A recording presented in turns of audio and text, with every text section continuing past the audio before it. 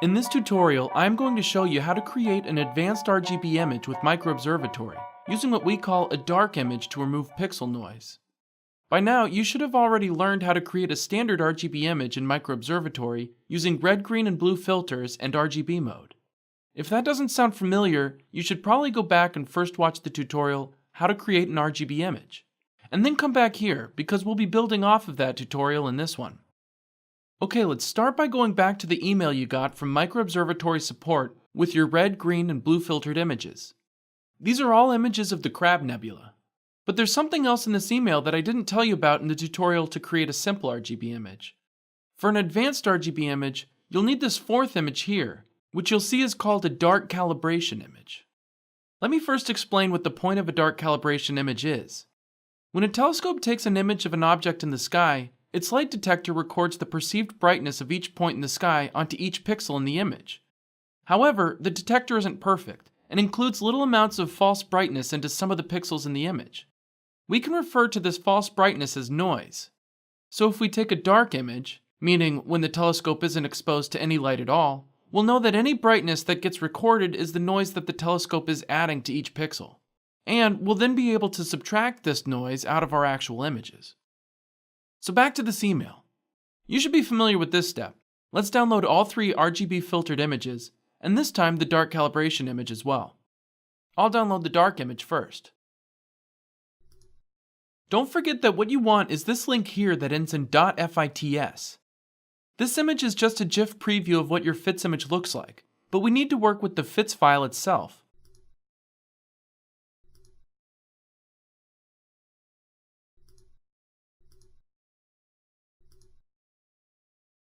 I'll grab the red, green, and blue filtered images now too. The truth is that MicroObservatory will send you a dark calibration image for any request that has an exposure time of 60 seconds. So you can do this advanced processing method with a lot of the galaxy and nebula images, not just the ones that offer RGB filters. And it's the same process as the one I'll show you here, it's just that you'd be using a dark calibration with one image instead of three.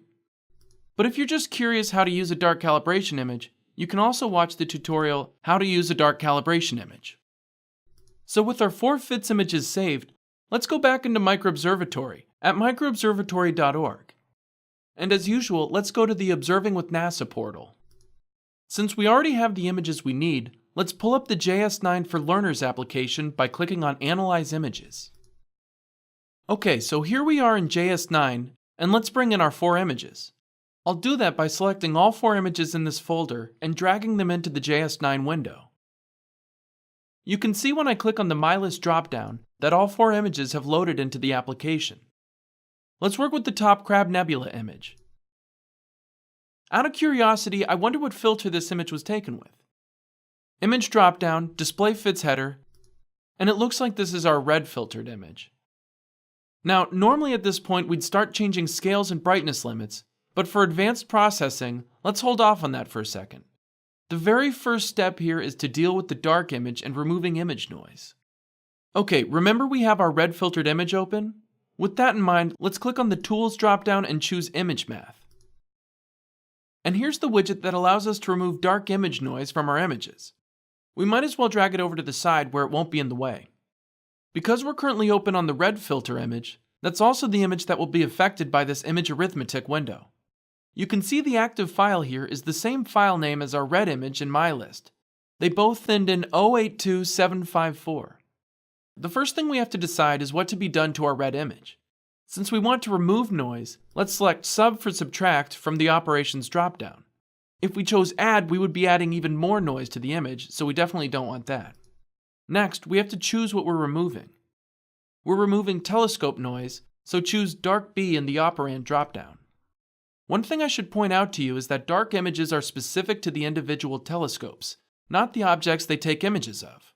If you look at dark image file names, you'll see a letter after the word dark. These letters represent the first letter of the name of the telescope that took the dark image. B stands for Ben. And as you can see here, our blue filtered Crab Nebula was also taken with telescope Ben, so we've got the right dark image. Before we click Run, take a look at the pixel values of this image.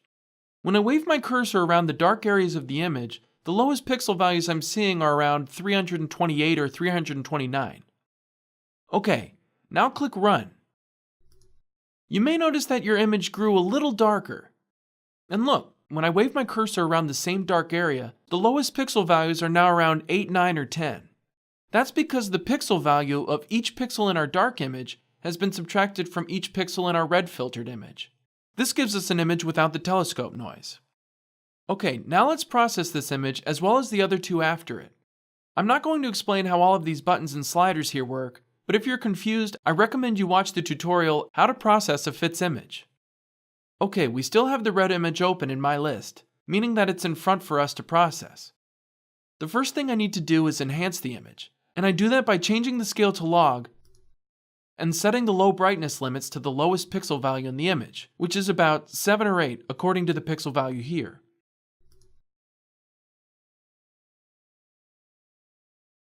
I like the high brightness limit at about 1000. Next, we need to color the image based on what filter was used for this image. Go to the image dropdown and select Display Fits Header. Right, so here we are, filter equals red. So close this fits info, go up to the color dropdown, and choose red. There! Our red filtered image now appears with a black and red color scale. Let's set red aside for the time being and choose the next image on our list. We're going to do the exact same thing as before, the only difference being which filter was used for this image. Now, don't forget that we're doing advanced RGB processing here, so the first thing we need to do is remove noise with our dark image.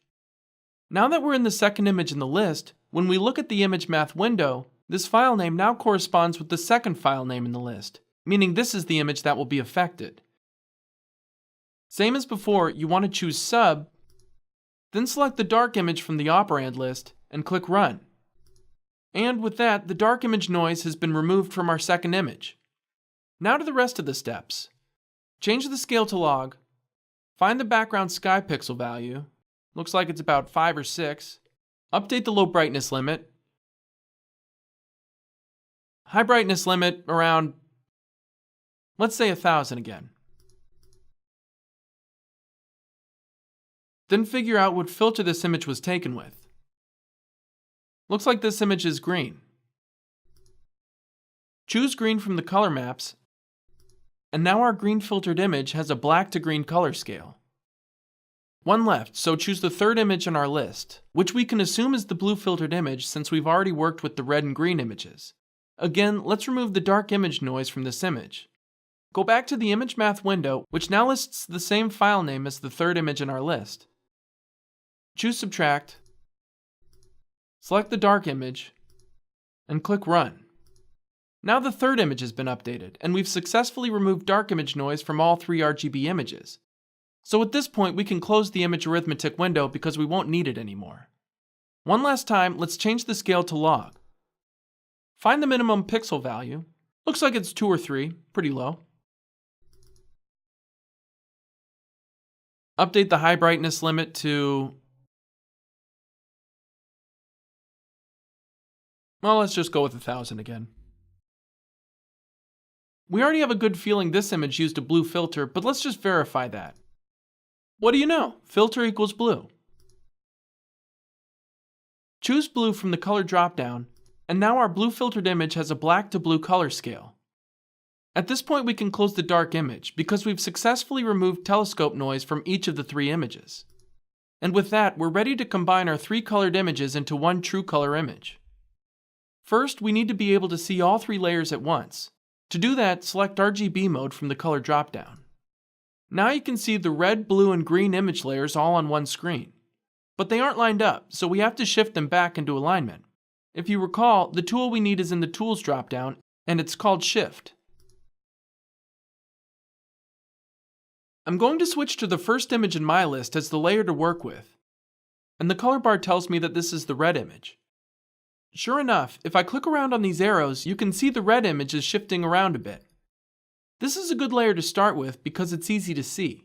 Now, I want to carefully line this up with one of the other layers. I'll use the green layer because it's also easy to see.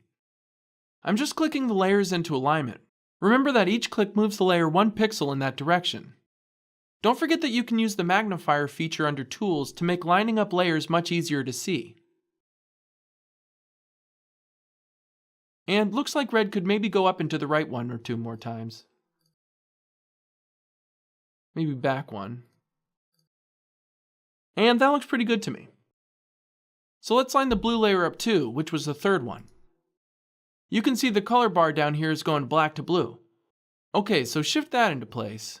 Based on this spot, it looks like the blue image needs to go up and to the right a little bit, but not very far. The best way to be sure you get it just right is to observe the alignment around a bright star on a dark patch of sky, kind of like this one here. This is looking pretty good, so I think it'll do just fine. If you feel like anything is still a little off, you can switch between the layers for some last little tweaks. But I like the way it looks right now, so I'll save it as is.